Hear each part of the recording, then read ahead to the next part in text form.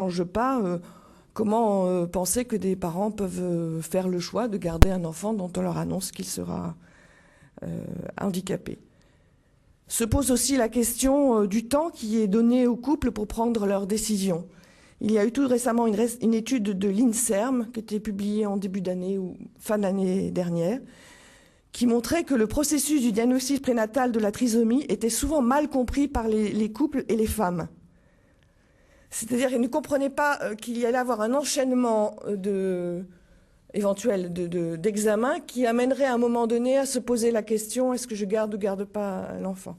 Et donc les gens de l'INSERM s'inquiétaient de cette annonce pas faite de manière sereine, et qui finalement empêche que les personnes, enfin, le principe du consentement, quoi, a été un peu mis en cause à travers ça.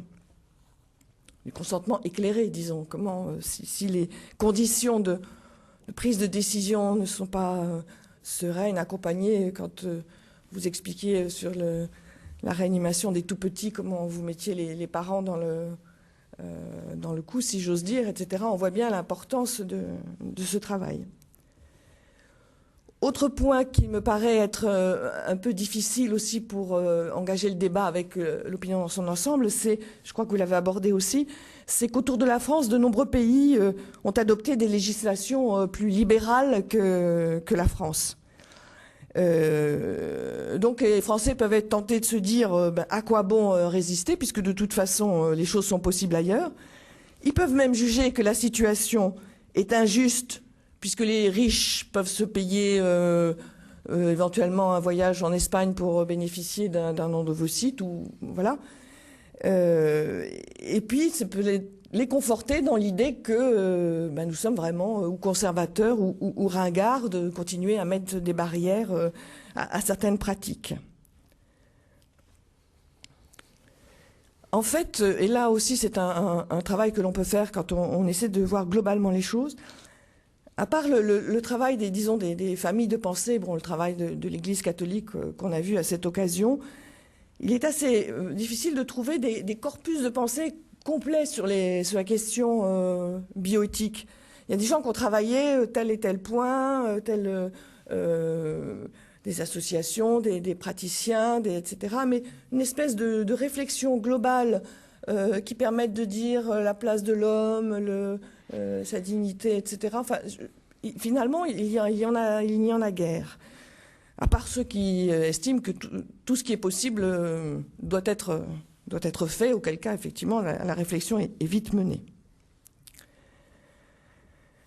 Un seul point a fait consensus, et consensus négativement, et on l'a abordé un peu tout à l'heure, et empêche souvent que la réflexion se déploie, c'est la difficulté à évoquer le statut de l'embryon en France, parce que chaque fois, certains craignent que cela remette en cause la loi sur l'IVG. Donc on l'a vu dans des tas de circonstances, des procès après un accident où un fœtus meurt dans le ventre de sa mère, pas considéré comme un homicide ou comme une circonstance aggravante. Enfin, pardonnez-moi, je n'ai pas les bons termes juridiques, donc vous voudrez bien rectifier si je me trompe, mais on sent bien que c'est un nœud qui empêche quelquefois la réflexion. On l'a vu quand aussi des parents ont demandé à ce que puissent être reconnus, inscrits sur l'état civil, les enfants mort-nés, etc. On voit bien que chaque fois, la crainte de certains, c'est que, mais attendez, si vous donnez un statut à l'embryon non né, enfin à l'enfant non né, vous risquez de mettre en cause la loi sur l'IVG. Voilà. Autre point dans la réflexion sociétale qui me paraît un frein, je l'ai dit tout à l'heure rapidement, c'est la propension à raisonner à partir de cas particuliers, susceptibles d'émouvoir le public. Telle femme qui demande que l'un de ses embryons lui soit implanté après la mort de son mari. Tel couple en souffrance d'enfants qui utilise une mère porteuse aux États-Unis puis qui revient en France et qui demande à la loi de rétablir la filiation. Telle personne qui demande une aide à mourir. En focalisant sur les souffrances qui s'expriment ainsi, il devient difficile de poser les principes, les enjeux généraux. Et ça peut même apparaître comme de la dureté, de l'incompréhension de ce que vivent les gens. Hein, parce que les souffrances qui s'expriment, elles sont réelles. L'infertilité, le handicap, la maladie invalidante, celle de proches, etc. C'est pas des petits enjeux pour les personnes qui les vivent. Et rappeler face à ça la dignité de l'embryon, enfin dès le début de la conception, etc. C'est pas pour des parents qui attendent des recherches que peut-être la maladie génétique de leur enfant soit guérie. C'est quasiment inaudible. Voilà. Donc ça, c'est un point, et je pense notamment pour, enfin, moi, dans le poste où je suis, mais même, bon, je pense pour les pasteurs, c'est le point le plus complexe, quoi, c'est d'articuler entre les principes et les cas particuliers.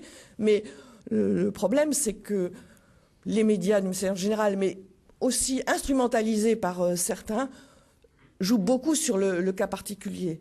Or, dans notre monde ultra, enfin, libéral, pas forcément au sens économique, mais la liberté individuelle devient la valeur suprême.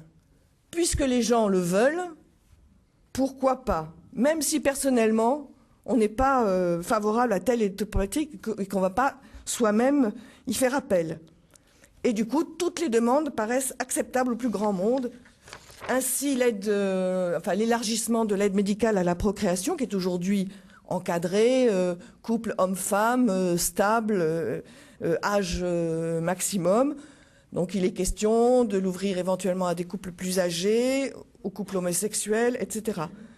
De même, bon, toutes les questions de filiation dont Catherine Labrusselier nous a parlé, si importantes, je veux dire, elles n'entrent pas dans le champ de réflexion quand on se dit ils sont malheureux et n'ont pas d'enfants, on va la mère porteuse, et tant pis si avec une mère porteuse, il peut y avoir 5 parents différents, la mère porteuse, le père, les parents demandeurs et les parents, le donneur et la donneuse, voilà, donc 5 parents et pour un enfant, et bon, ne pas imaginer que ce soit compliqué de créer ce type de profil aujourd'hui dans notre société, mais on entend la souffrance de la personne qui demande. Et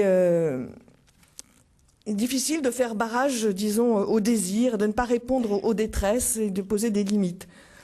J'ai relevé 2 phrases sur le blog de l'agence de biomédecine, qui ont fait comme la conférence des évêques de France, c'est-à-dire ouvert un blog pour que les gens puissent s'exprimer. La première citation, ouvrez les guillemets, « Des moralistes, des religieux prétendent réglementer la recherche. Cela leur est facile, ils ne souffrent pas, eux. Pourquoi notre société devrait-elle tenir compte de tels égoïstes ?» Ou encore, ouvrez les guillemets, « Un désir d'enfant, quel qu'il soit, c'est magique. Pourquoi en priver un homme seul, une femme seule, un couple homosexuel? Montrons notre modernité, ouvrons. » Voilà. Et par ailleurs, je pense que ce qui est aussi assez complexe à faire entendre dans les raisonnements au grand public qui n'est pas très formé sur ces questions, c'est ce questionnement éthique qui est pourtant fondamental sur ces questions, même pour un bien attendu, des perspectives thérapeutiques prometteuses, un enfant qui viendra à naître, etc. Tout n'est pas bon. On ne peut pas faire n'importe quoi. Et c'est assez difficile d'articuler là aussi cette réflexion, disons, sur le grand public. Voilà. Donc c'était la première partie de ce que je voulais aborder. Vous m'avez demandé aussi de regarder les questions économiques liées à ces dossiers, qui sont de véritables questions éthiques et qui, de fait, alors là, pour le coup, encore plus dans les médias, ne sont pas du tout évoquées, puisque, on le sait bien, il y a un principe de base, c'est que la santé n'a pas de prix. C'est la formule voilà, qui était totalement, bien sûr, et fausse et